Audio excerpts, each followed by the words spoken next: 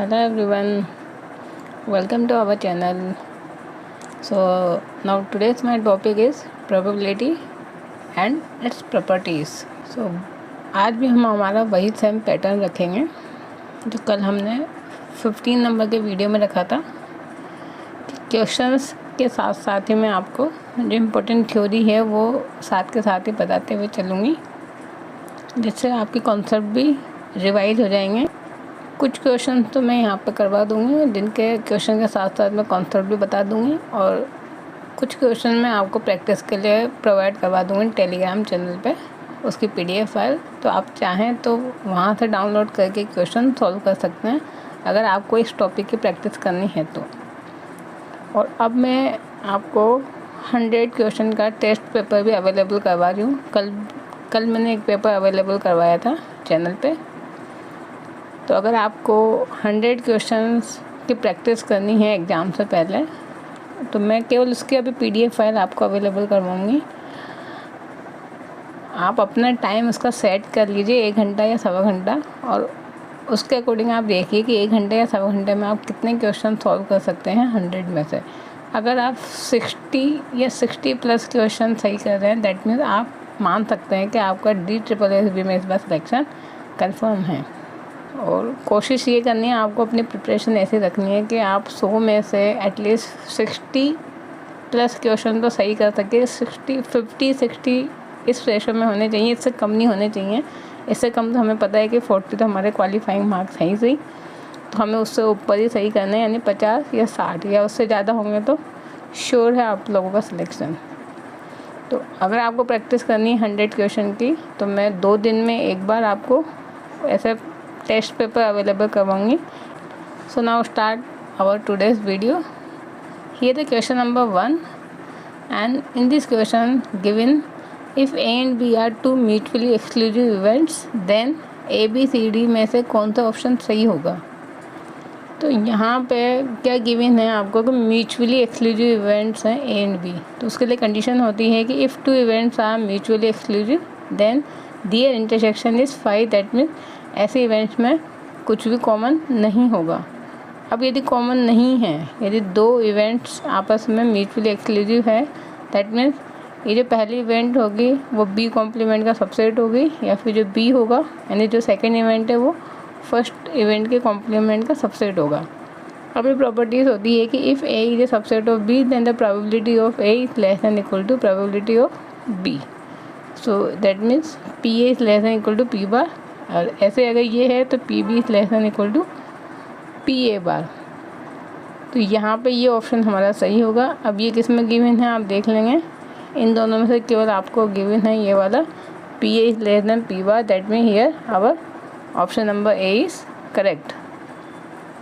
अब इस पर बेस्ड ही हमने यहाँ पर कुछ रिजल्ट्स लिखे हैं कि जैसे ये तो एक क्वेश्चन है, बट कुछ रिजल्ट्स हम यहाँ देख लेते हैं कि क्या क्या होते हैं और उन पर क्वेश्चन किस तरीके से आते हैं, वो नेक्स्ट पेज पे देखेंगे अभी हम।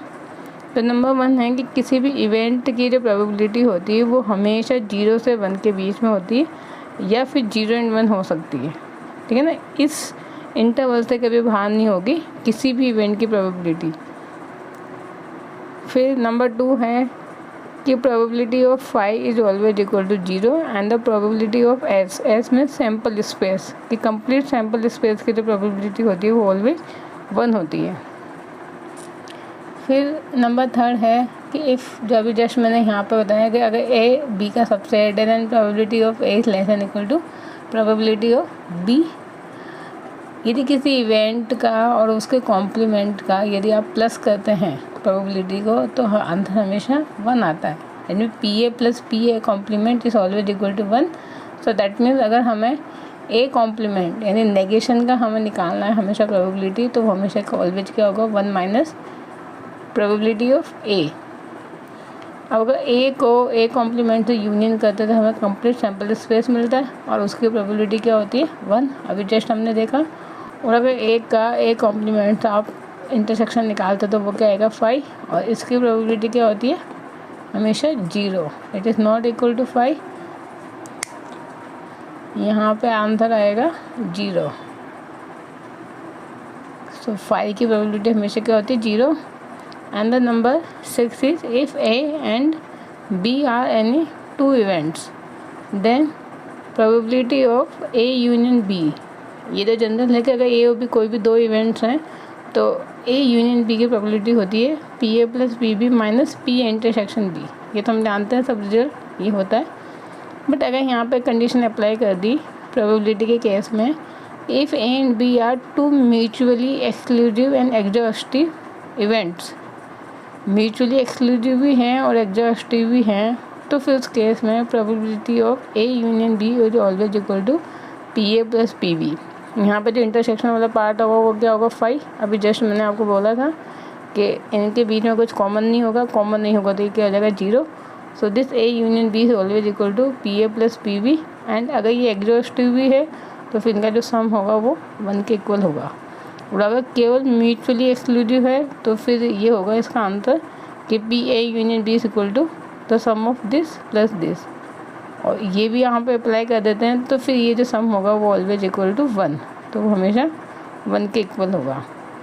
क्लियर। अब हम कुछ क्वेश्चन देखते हैं नेक्स्ट पेज पे। अब क्वेश्चन नंबर 2 में गिवन है कि there are 2 childrens in a family, then the probability that the both of them are boys. Means कि अगर एक फैमिली में 2 चिल्ड्रंस यानी 2 बच्चे हैं और हमसे ये बोला गया है कि उन दोनों चिल्ड्रंस के बॉयज़ होने की प्रोबेबिलिटी फाइंड करके बताएं। तो पहले तो हम यहाँ पे क्या करेंगे, टोटल पॉसिबिलिटीज़ फाइंड करेंगे चिल्ड्रन की कि वो क्या क्या हो सकते हैं। तो नंबर 1 या तो दोनों बॉयज़ हो सकते हैं, या दोनों गर्ल्स हो सकती हैं, या एक बॉय एक गर्ल्स हो सकता है, या फिर एक गर्ल्स एक बॉय हो सकता है। ये 4 ही पॉसिबिलिटी से, इसके अलावा कोई 5वीं पॉसिबिलिटी नहीं बनेगी यहाँ पे दोनों चिल्ड्रंस के लिए। तो ये तो हो गया हमारे पास टोटल पॉसिबिलिटीज़, जो कि सैम्पल स्पेस बन गया जिसमें कि हमारे पास कितने हैं 4 यहाँ पे इवेंट हो सकती हैं। अब उसमें से फेवरेबल केस क्या होगा कि दोनों बॉय हो, तो दोनों बॉय होने की केवल एक ही कंडीशन है यहाँ पे, ये वाली। सो फेवरेबल केस तो हो जाएगा 1 एंड द टोटल केस यहाँ पे कितने हैं 4, तो आंसर हो जाएगा हमारा 1/4। ये तो मैंने इतना सॉल्व किया, बट आप यहाँ पे क्वेश्चन पढ़ के हुए डायरेक्टली सॉल्व करके टिक लगा सकते हैं। अगर आपको प्रोबेबिलिटी के क्वेश्चंस की प्रैक्टिस है तो फिर आपको इतना सब कुछ करने की ज़रूरत नहीं है, आप वर्बली भी यहाँ पे देख के आंसर बता सकते हैं कि क्या आंसर होगा। ओके, अब हम देखते हैं क्वेश्चन नंबर 3।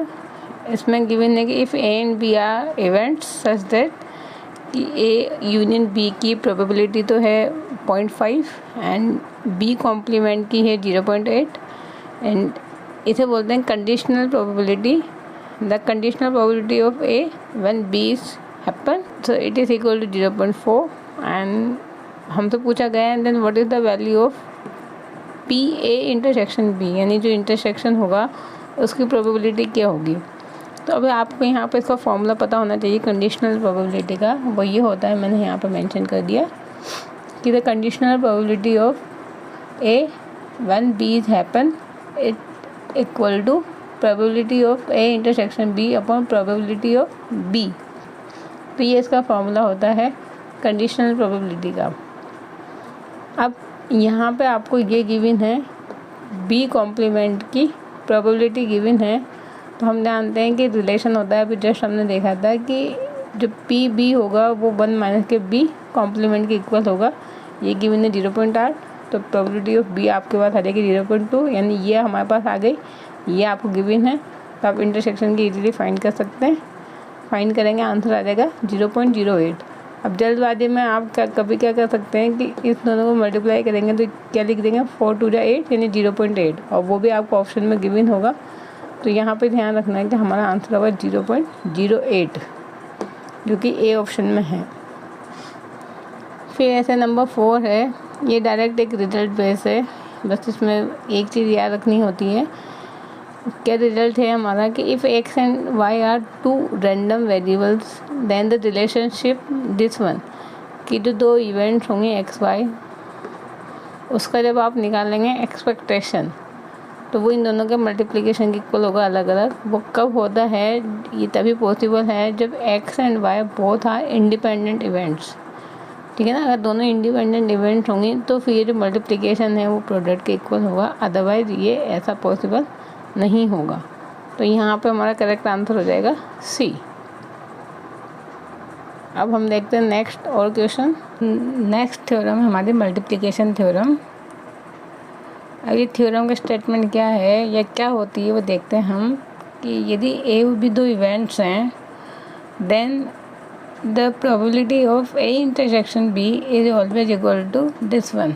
यानी जो कंडीशनल प्रोबेबिलिटी होगी A when given B and multiply by P B. तो अभी हमने जस्ट इसका फॉर्मूला लिखा था कि अगर हमें कंडीशनल प्रोबेबिलिटी फाइंड करनी है ए की when B is happen, so it is equal to A intersection B upon B. यानी कि जो अपॉन में होता है बी उसको आप डिवाइड कर दीजिए।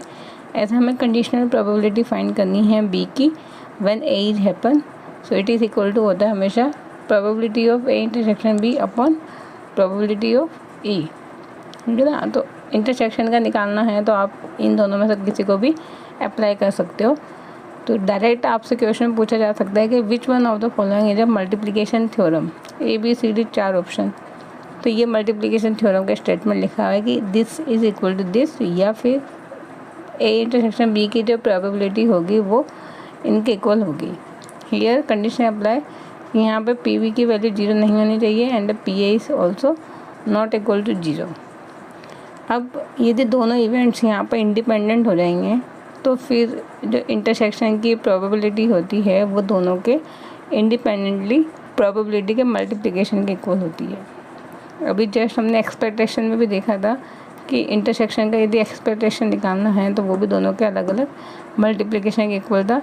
Same thing here in probability, उस केस में भी सेम यही होगा कि दोनों अलग अलग मल्टीप्लिकेशन के इक्वल हो जाएगा। बट कब? जब दोनों इवेंट्स क्या हैं, इंडिपेंडेंट्स हैं। तो ये तो हो गया हमारी एक छोटी सी थ्योरम हो गई मल्टीप्लिकेशन थ्योरम। अब हम एक क्वेश्चन देखते हैं। ऐसे यहाँ पे ये जो एक क्वेश्चन है इसके जैसे यहाँ पे कई क्वेश्चन होते हैं प्रोबेबिलिटी में, हम सारे क्वेश्चन तो यहाँ पे करना हमारे पॉसिबल नहीं होगा। तो इसी वजह से मैंने आपको टेलीग्राम चैनल पे PDF फाइल प्रोवाइड करवा दी है। तो आपको यदि प्रैक्टिस करनी है तो आप जाके वहाँ से डाउनलोड करना और प्रैक्टिस कर सकते हो प्रोबेबिलिटी के सारे क्वेश्चंस की, उनके आंसर्स की, या फिर मैं उनके सॉल्यूशन भी प्रोवाइड करवा दूँगी आपको यदि आपको ज़रूरत होगी तो आप चाहें तो मुझे कमेंट करके बोल सकते हैं अगर आपको सॉल्यूशन चाहिए तो उन सभी क्वेश्चंस के। ठीक है, हम अब क्वेश्चन नंबर 5 देखते हैं। इसमें है अ bag contents 5 blue balls and unknown number of red balls. यानी एक बैग है जिसमें ये तो पता है कि 5 तो ब्लू बॉल्स हैं, बट रेड बॉल्स कितनी हैं नहीं पता हमें। Unknown numbers of red balls हैं and 2 balls are drawn at random. अब उस बैग में से 2 बॉल्स को रैंडमली आप निकालते हैं। Then the probability of both of them are blue is 5/14। तो ये भी हमें गिवन है कि दोनों बॉल्स जो हम निकालेंगे वो दोनों ब्लू होगी, तो उसकी प्रोबेबिलिटी कितनी है 5/14। Then we have to find the number of red balls, कि इस केस में रेड बॉल्स कितनी होंगी। तो उसको मैंने यहाँ पर सॉल्व कर रखा है कि सपोज़ हमें नहीं पता है कि रेड बॉल्स कितनी हैं, तो हमने कंसिडर कर लिया कि let it be n। Okay, अब हमें गिवन है कि प्रोबेबिलिटी 5/14 है, बट किसकी है कि ब्लू बॉल्स निकालने की। तो ब्लू बॉल्स कितनी है 5, यानी 5 C2 तो हमारे हो जाएंगे फेवरेबल केसेस। अब टोटल आउटकम्स कितने होंगे, जो रेड बॉल्स हैं और जो ब्लू बॉल्स हैं उनका हमने सम किया तो n+5। अब उस टोटल बॉल्स में से हम 2 बॉल्स को निकाल रहे हैं, यानी n+5 C2, ये हमारे हो जाएंगे टोटल केसेस। अब ये जो हमें है ये रेशो हमें सॉल्व करना है। अब कैसे सॉल्व करना है, तो 5 C2 किसके इक्वल होगा, इसके इक्वल होगा, एंड n+5 C2 किसके इक्वल होगा, इसके इक्वल होगा। तो 2 फैक्टोरियल से 2 फैक्टोरियल कैंसिल। यहाँ से आप क्या करेंगे, 5 को ओपन करेंगे तो 5 एंड 4 तो होगा बाहर, और 3 फैक्टोरियल से 3 फैक्टोरियल कैंसिल। ऐसे ही यहाँ पे n+5 एंड n+4 तो होगा बाहर, और ये n+3 फैक्टोरियल से n+3 फैक्टोरियल कैंसिल। अब इनको हम क्रॉस मल्टीप्लाई करके एक क्वाड्रेटिक इक्वेशन बना देंगे n की फॉर्म में। जब हमने क्वाड्रेटिक इक्वेशन को सॉल्व किया तो हमें n की 2 वैल्यूज मिल रही है, -12 एंड 3।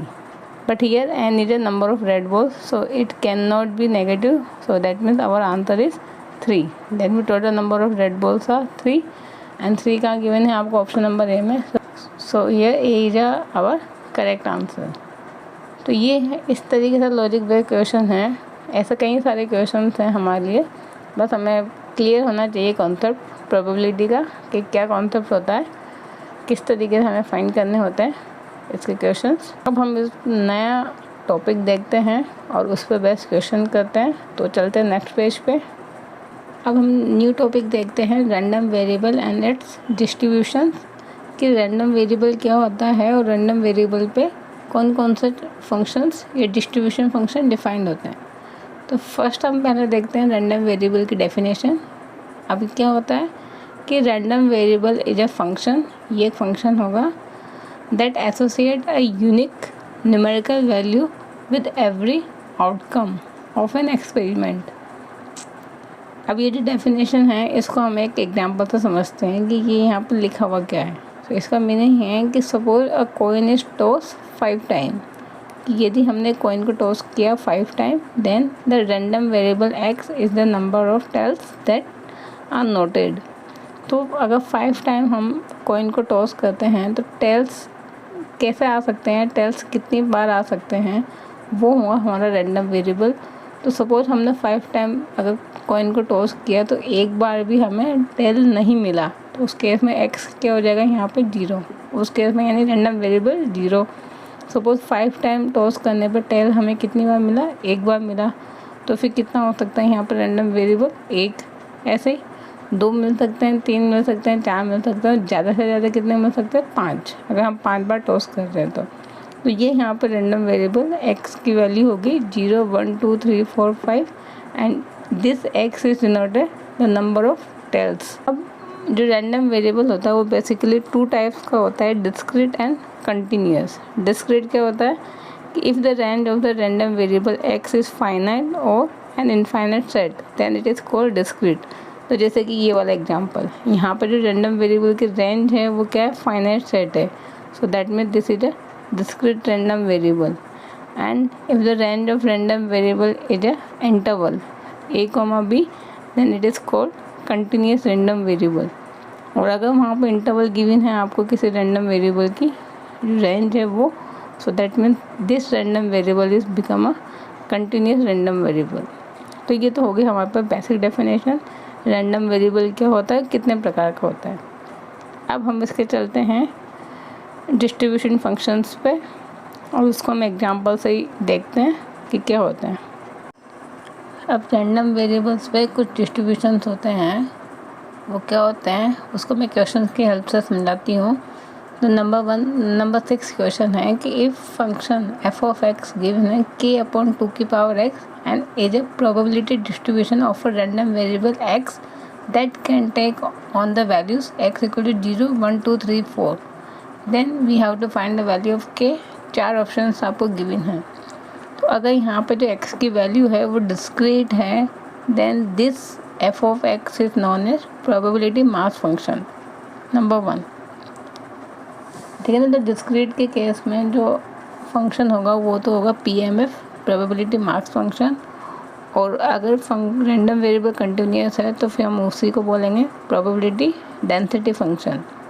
अब यहाँ पर ये कंडीशंस हैं या रिजल्ट्स हैं, आप बोल सकते हैं कि समेशन ऑफ, यानी जो फंक्शन होगा प्रोबेबिलिटी मार्क्स फंक्शन का जो समेशन होगा, टोटल जितने भी आपके ऊपर डिस्क्रीट रैंडम वेरिएबल्स होंगे, तो हमने माना n है तो i = 1 to n में इन सब का सम करेंगे तो कितना आएगा 1। तो प्रोबेबिलिटी मार्क्स फंक्शन का सम हमेशा 1 होता है टोटल मार्क्स फंक्शन का। ऐसे ही प्रोबेबिलिटी डेंसिटी फंक्शन जो PDF होता है उसका अगर आप इंटीग्रेशन करेंगे, सपोज यहाँ पर लिमिट हमने माना -∞ से +∞ है, तो टोटल ये जो होगा integration it is always equal to 1। जो भी इंटरवल आपको गिवन होगा उस इंटरवल में हमेशा PDF जो फंक्शन होगा उसका इंटीग्रेशन 1 के इक्वल होगा। तो यहाँ पे डिस्क्रीट के केस में समेशन 1 और कंटिन्यूस के केस में इंटीग्रेशन 1 होता है। अभी इसी पे बेस्ड क्वेश्चन है कि if it is a PMF, probability mass function है और उसमें x की वैल्यूज गिवन है तो k फाइंड करना है, तो उस केस में आपको इसका जो समेशन है वो 1 के इक्वल करना होगा और x की वैल्यू कहाँ तक आप वेरी करानी है, जितनी ये गिवन है 0 से 4, तो 0 से 4 लिख दिया। अब x की वैल्यूज पुट कर दें, अभी जो फंक्शन गिवन है उसकी वैल्यूज पुट कर दें, इसको सॉल्व करेंगे। सॉल्व करने पे हमें k की वैल्यू मिल जाएगी 16/31। ऐसा नेक्स्ट क्वेश्चन नंबर 7 है। इसमें गिवन है कि continuous random variable x has a PDF। ये आपको PDF गिवन है, probability distribution function and the interval is x greater than 0, then we have to find the probability of x greater than 1। तो ऐसे question कैसे करते हैं, अभी मैं इसका सॉल्यूशन बताती हूँ नेक्स्ट पेज पे। यहाँ पे 4 ऑप्शन गिवन है ABCD। तो अब देखते हैं हम इसका सॉल्यूशन तो ये हमारे क्वेश्चन नंबर 7 का सॉल्यूशन है। अब सॉल्यूशन बताने से पहले मैंने यहाँ पे एक वापस से रिजल्ट लिखा हुआ है कि यदि हमें प्रोबेबिलिटी फाइंड करनी है a less than x less than b, यानी x की वैल्यू a से b के बीच में है, या फिर x की वैल्यू है a से b के बीच में, बट यहाँ पे x इक्वल टू है a, यहाँ पे भी a से b के बीच में है but x equal to b, और यहाँ पे क्लोज इंटरवल गिवन है आपको ab। तो इन चारों में से कोई सी भी कंडीशन हो वो हमेशा इक्वल होगा इंटीग्रेशन ऑफ a से b f(x) dx, यानी जो भी आपको PDF गिवन होगा उसकी लिमिट आप अप्लाई कर दीजिए a से b, यानी चारों में से कोई सी भी कंडीशन हो तो फिर हमारे पास आंसर आपको इससे देना होगा। अब यहाँ पे पूछा गया था कि probability of x greater than 1 find कीजिए, और हमें लिमिट क्या गिवन थी, x is greater than 0, but हमें x ग्रेटर देन 1 पे निकालना है। तो हमारी लिमिट क्या बनेगी, 1 to ∞। तो 1 से ∞ पे फंक्शन को इंटीग्रेट कर दीजिए। इंटीग्रेट करेंगे, यहाँ पे सिंपल सॉल्व करेंगे तो आंसर क्या मिलेगा, 1/e। बट हमें वहाँ पे ऑप्शन में क्या गिवन था कि न्यूमेरिकल वैल्यू गिवन थी, दैट में हमें इसको सॉल्व करना होगा यहाँ पे। बट हो सकता है आपको ऑप्शन में इसी फॉर्म में गिवन हो, e 1/e स्क्वायर या फिर e स्क्वायर, तो उस केस में हमारा आंसर हो जाएगा 1/e। और यहाँ पे हमें क्या इसको कैलकुलेट करना होगा। तो e की वैल्यू क्या आती है 2.71, तो 1/2.71 का फाइंड करेंगे तो 0.368 हमें मिल जाएगा। फिर नेक्स्ट टॉपिक है हमारा मैथमेटिकल एक्सपेक्टेशन। तो जो मैथमेटिकल एक्सपेक्टेशन होता है वो डिस्क्रीट के लिए और कंटिन्यूस के लिए ऐसे होता है कि if random variable is discrete then the expectation is summation i equal to 1 to n xi pi, कि जो भी आपको यहाँ पे इवेंट्स गिवन होंगे और उनकी प्रोबेबिलिटी गिवन होगी, उनको मल्टीप्लाई करके सम कर दीजिए तो आपको मैथमेटिकल एक्सपेक्टेशन मिल जाएगा। और वही केस अगर कंटिन्यूस है तो कंटिन्यूस में आपको यहाँ पे x की वैल्यूज़ गिवन होंगी और उनके करस्पॉन्डिंग आपको प्रोबेबिलिटी या फंक्शन गिवन होंगे, तो उस केस में आप x को f(x) से मल्टीप्लाई करके इंटीग्रेट कर दीजिए, आपको मैथमेटिकल एक्सपेक्टेशन मिल जाएगा। अब प्रॉपर्टीज़ है, तो प्रॉपर्टीज़ में क्या है एक्सपेक्टेशन की, यदि ax प्लस b गिवन है तो ये बोलता है कि ये प्रॉपर्टी इसके इक्वल होगी a एक्सपेक्टेशन ऑफ x और फिर प्लस कॉन्स्टेंट b। बट अगर यहाँ पे 2 रैंडम वेरिएबल्स का लीनियर सम गिवन है तो फिर वो इसके इक्वल होगा अकॉर्डिंग टू प्रॉपर्टी। अब ये जो मैथमेटिकल एक्सपेक्टेशन होता है इसको मीन भी बोलते हैं, कि mean of a random variable is also mathematical expectation, and इसको एक्सपेक्टेड वैल्यू भी बोलते हैं। तो ये तीनों जो वर्ड हैं वो इसी के लिए हैं। अब वेरिएंस क्या होता है, वेरिएंस होता है कि आपको एक्सपेक्टेशन निकालना है एक्स स्क्वायर का और फिर उसमें से माइनस करना है एक्सपेक्टेशन एक्स का होल स्क्वायर को। ये जो एक्सपेक्टेशन एक्स स्क्वायर, इसका मीनिंग क्या है कि अभी हमने क्या लिखा था, एक्स लिखा था एक्स इंटू पी एक्स, और उसको सम कर रहे थे तो वो तो मिल रहा था आपको ई एक्स, और एक्स स्क्वायर निकालना तो यहाँ पे एक्स को रिप्लेस कर देना एक्स स्क्वायर से, तो ये आपको मिल जाएगा यहाँ पर ई एक्स स्क्वायर की वैल्यू। ठीक है ना। अब वेरिएंस की प्रॉपर्टीज़ देखते हैं हम। अब ये यहाँ पे कुछ वेरिएंस की प्रॉपर्टीज़ हैं। यहाँ पे जितनी भी प्रॉपर्टीज़ मेंशन कर रखी है वो सारी इंपॉर्टेंट है एग्जाम पॉइंट ऑफ व्यू से। या तो इन पे डायरेक्ट रिजल्ट आ सकता है इस बार, या फिर इन पे न्यूमेरिकल बेस्ड क्वेश्चन आ सकता है। मोस्ट प्रोबेबली चांस है कि डायरेक्ट जो प्रॉपर्टीज़ हैं इन्हीं पे कुछ कोई ना कोई क्वेश्चन आपसे पूछा जाए। अब क्या होती है 1 by 1 हम देख लेते हैं। कि नंबर 1 है कि हमें वेरिएंस फाइंड करना है यदि linear combination ax plus b का, तो फिर ये प्रॉपर्टी बोलते हैं कि ये इक्वल होगा a square variance of x के। और यदि आपसे बोला जाए कि find the variance of ax1 plus bx2, ये यहाँ पे 2 रैंडम वेरिएबल का लीनियर कॉम्बिनेशन गिवन है, तो फिर ये फॉर्मूला बनेगा ऐसे कि ये जो a है वो बाहर निकलेगा a स्क्वायर, ये बनेगा वेरिएंस ऑफ x1, फिर 2ab, यानी ये जो ab है मल्टीप्लाई होंगे 2ab और फिर इनका बनेगा covariance of x1, x2 and plus B square और वेरियंस ऑफ x2। बट अब कंडीशन अप्लाई कर देगी if both random variable x1 x2 are independent then we know that independent random variables के लिए कोवेरियंस क्या होता है, 0 होता है। सो फिर ये जो फॉर्मूला है वो कन्वर्ट हो जाएगा इसमें।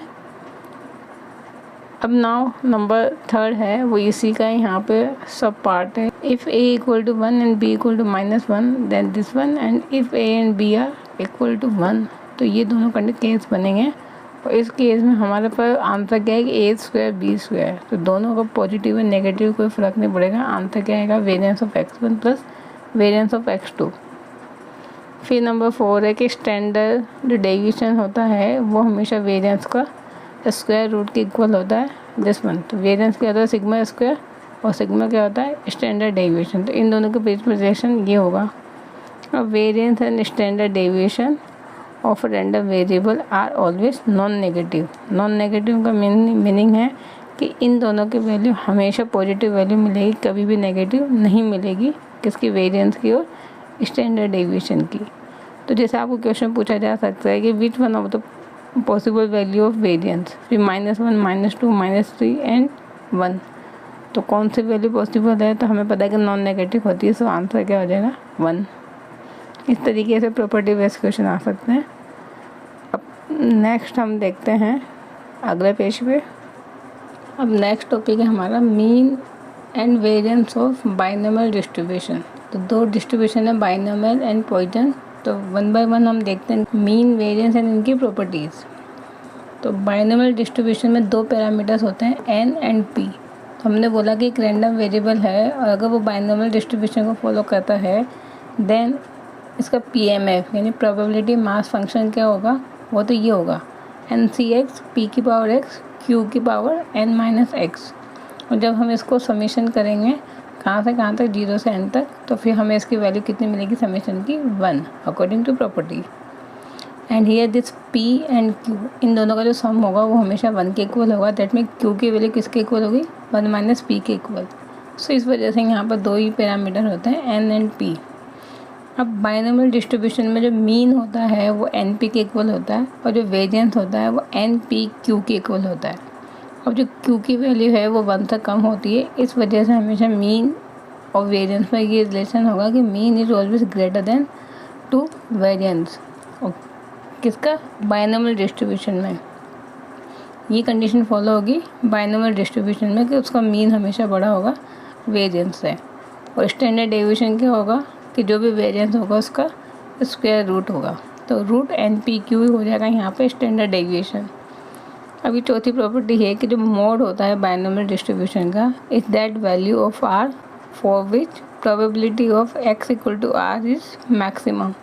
यानी जिस R के लिए ये जो प्रोबेबिलिटी है वो मैक्सिमम होगी वही R हमारा क्या होगा, मोड होगा बाइनोमियल डिस्ट्रीब्यूशन के लिए। अब ऐसे ही हम यहाँ पे देखें कि मीन एंड वेरियंस क्या होंगे पॉइसन डिस्ट्रीब्यूशन के लिए। तो हमने माना कि जो x है वो अगर पॉइसन डिस्ट्रीब्यूशन का रैंडम वेरिएबल है तो पॉइसन डिस्ट्रीब्यूशन में जो पैरामीटर होगा वो क्या होगा, लैम्डा। तो फिर उसका PMF किसके इक्वल होगा, वो होगा Px इक्वल टू R, जिसको हम शॉर्ट में PR भी बोलते हैं। It is equal to E की पावर माइनस लैम्डा, लैम्डा की power R upon R factorial. Lambda क्या है यहाँ पे, parameter of the Poisson distribution. और इसको हम इन शॉर्ट या तो ऐसे लिखेंगे Px इक्वल टू R या फिर PR, ठीक है ना। PR का मीन्स होगा ये कि यहाँ पे लैम्डा की पावर R, यहाँ पे जो लिखा होगा वही अपॉन R फैक्टोरियल। E की पावर माइनस लैम्डा तो ये कॉमन है, तो सब में लिखा जाएगा। और R की वैल्यू रहेगी 0 से इन्फिनिटी तक। Lambda is known as parameter of the Poisson distribution. अब यहाँ पर ये क्वेश्चन बन सकता है कि किस डिस्ट्रीब्यूशन फंक्शन के लिए मीन एंड वेरियंस इक्वल होते हैं। तो वो केवल और केवल पॉइसन डिस्ट्रीब्यूशन में होगा कि इसके अंदर मीन एंड वेरियंस दोनों क्या होंगे, इक्वल होंगे, और वो इक्वल होंगे NP के इक्वल, ठीक है। अब नंबर 3 है कि पॉइसन डिस्ट्रीब्यूशन में अगर PR+1 और PR में रिलेशन पूछे तो वो रिलेशन इसके इक्वल होता है कि PR+1 is always equal to lambda upon R+1 PR। तो ये हमारे पास कुछ प्रॉपर्टीज़ थी प्रोबेबिलिटी की। तो ये हमारा टॉपिक कंप्लीट होता है प्रोबेबिलिटी। मैंने इसके आपको DSSS के क्वेश्चंस नहीं करवाए, काफ़ी लेंथी क्वेश्चन थे, उनकी लैंग्वेज काफ़ी बड़ी थी, तो ऐसे जनरल क्वेश्चन नहीं आए हुए हैं जैसे कि मैंने यहाँ पे करवाए थे। और फॉर्मूला बेस्ड क्वेश्चन हैं कि पॉइजन डिस्ट्रीब्यूशन या फिर बाइनोमियल डिस्ट्रीब्यूशन के मीन वेरिएंस गिवन है तो उनके पैरामीटर फाइंड करना, ऐसे क्वेश्चन आए हुए हैं। तो उनके लिए थ्योरी क्लियर होगी तो तभी आप क्वेश्चन कर सकते हैं। तो क्वेश्चन आप करना। अब नेक्स्ट वीडियो में मैं कोई नया टॉपिक पढ़ाऊँगी। अगर आपको कोई टॉपिक की रिक्वायरमेंट हो तो आप वो मुझे कमेंट करके बता सकते हैं। अदरवाइज मैं जो भी हमारा टॉपिक बच गए होंगे इम्पोर्टेंट टॉपिक, वो मैं कवर करवाऊँगी नेक्स्ट वीडियो में। So I hope you like this video. So if you like, then please like, share and subscribe our channel. So thank you for watching my videos guys. Thank you.